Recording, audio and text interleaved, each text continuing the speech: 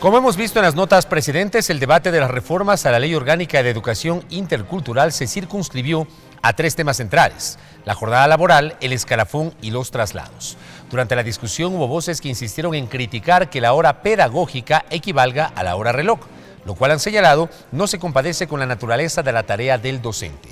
¿Qué se logra al, por ejemplo, dejar en 6 las horas que obligatoriamente el maestro debe permanecer en el establecimiento educativo? Lo evaluamos en nuestra primera entrevista de hoy.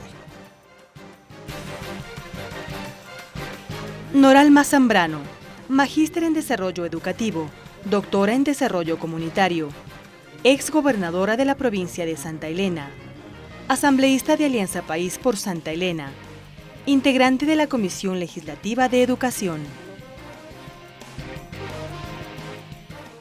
Asambleísta, bienvenida a la televisión legislativa. Muchísimas gracias por esta oportunidad de dirigirme al pueblo ecuatoriano.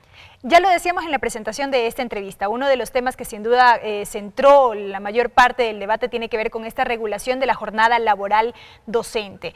Se establecen estas 8 horas de trabajo, de las cuales 6 se cumplen al interior del establecimiento educativo y las 2 restantes puede ser fuera del plantel o a su vez en línea. ¿Qué implica esto?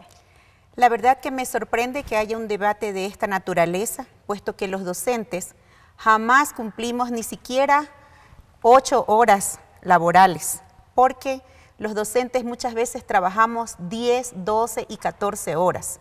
El preparar una clase y el prepararse, no solamente con los conocimientos, sino el material didáctico, los medios y auxiliares pedagógicos.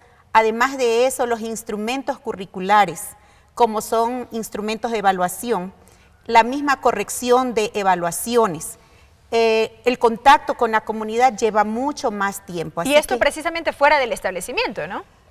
Dentro y fuera del establecimiento. Por lo tanto, lo que se ha tratado con esta reforma es de flexibilizar el tema del tiempo que cumple el docente, tanto dentro como fuera de la hora de clase, o sea, de el trabajo áulico, que es diferente de las 6 horas pedagógicas o 6 horas reloj.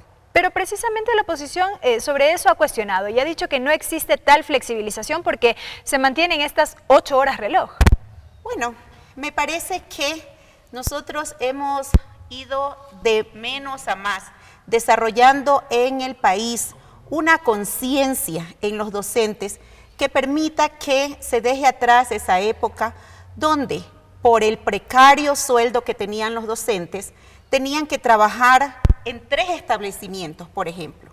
Entonces, obviamente se convertían en lo que se llamó en esa época profesores taxis, que salían corriendo de un local educativo para ir a otro establecimiento. Generalmente trabajaban en un establecimiento educativo fiscal e iban inmediatamente al particular, y ahí combinaban y, permítame el uso del término, redondeaban el salario. Así es, ¿no? Pero hoy, como hemos escuchado, el sueldo básico del docente en la categoría que empiezan en AG es mucho mayor que hace 9 años. Entonces, por eso es que me parece que estamos un poco desfasados en esta árida discusión que no se compadece del tiempo actual. A mí me llamó la atención un segmento de la intervención del asambleísta Jorge Escala, que también ha sido maestro, presidente de la UNE y ahora mismo legislador alterno de la Unidad Plurinacional de las Izquierdas.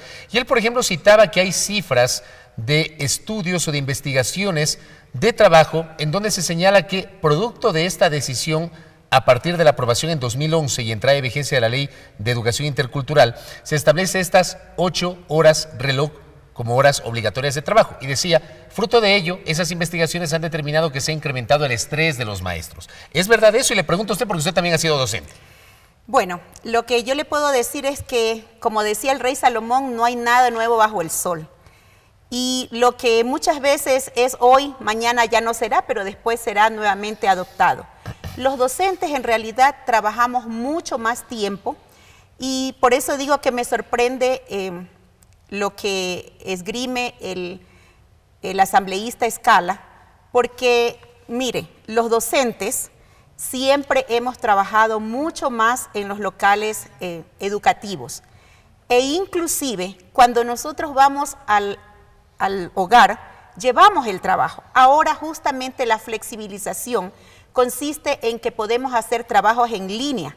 Dependerá de la autoridad del plantel para monitorear, que es lo lógico, porque si no, ¿cómo se puede evaluar a un docente si no hay el correspondiente monitoreo? Es decir, las horas de trabajo áulicas, esas no han variado ni van a variar. Las otras pueden ser desarrolladas tanto dentro de la institución educativa como cuando se hace recuperación pedagógica. No se puede hacer recuperación pedagógica fuera del establecimiento, del plantel, ¿verdad? Pero en cambio, la planificación sí se puede hacer fuera. La revisión de los exámenes, de las pruebas, de las tareas. Exámenes. Parece que nos estamos olvidando de cuáles son las funciones que tenemos los docentes. Por eso es que me parece que la reforma es totalmente pertinente, que se compadece del momento actual que estamos viviendo, que es consistente con un marco conceptual evolutivo que es justamente esta LOEI, la Ley Orgánica de Educación Intercultural. Ningún documento es perfecto la primera vez, ni la segunda, ni la tercera. Vivimos en un mundo tan dinámico que tenemos que ir incorporando cosas que hacen más fácil y mejor la vida, en este caso, de los docentes. Usted sabe que el desarrollo de nuestro país está justamente sobre la base de lo que es la educación. Sin una buena educación no habrá el desarrollo que nosotros necesitamos. Asambleísta, para ir cerrando este aspecto en particular sobre la jornada laboral docente y luego pasar a otros temas, un asambleísta hoy en la mañana decía, bueno, habrá que determinarse en lo posterior algún tipo de reglamentación para que quede clarificado este tema de cómo se haría el seguimiento del trabajo en estas 2 horas fuera del plantel educativo. ¿Esto cabe? ¿Sería posible? Bueno, la ley es un marco e indefectiblemente va a necesitar una reglamentación. Además de eso, cada plantel va a tener una reglamentación propia, porque imagínese usted que las mismas horas de dedicación a elaboración de auxiliares pedagógicos no es igual para los profesores de educación inicial que para los profesores de bachillerato. Indudablemente los unos van a necesitar quizás investigar más sobre temas de conocimiento general y los otros hacer cuestiones que son motrices. Entonces es por eso que cada establecimiento, y además de eso debe haber una reglamentación que permita que esto sea absolutamente aplicable. Asambleísta Zambrano, vamos a otro tema que también es parte, pues, no sé si de la polémica, pero sí de la discusión hoy en el Pleno de la Asamblea Nacional. Actualmente la Ley Orgánica de Educación Intercultural establece 10 categorías en el escalafón del magisterio. Revisando el informe, se reducen a 7. ¿Por qué? Bueno, porque ahora, pues, nosotros aspiramos que solamente hasta ahora haya el ingreso, por ejemplo, de bachilleres y que después poco a poco se vaya hacia la profesionalización. Hoy tenemos bachilleres que son docentes. Sí, todavía tenemos bachilleres que son docentes. Hay unas personas que están dentro de un banco de elegibles. ¿Por qué? Porque en ciertas circunscripciones territoriales, lamentablemente, no hay personas con titulación docente que quieran desempeñar sus funciones en los establecimientos educativos, por ejemplo, en las áreas rurales más alejadas. Escuché un comentario justamente del señor ministro de Educación que decía que no hay una falta de docentes en el país, lo que hay es una mala distribución. Pero en todo caso, estas reformas prevén que no se deje fuera a ninguna persona que de repente ya haya iniciado un proceso de capacitación o de formación en alguna universidad y que aún no haya obtenido su título de docente.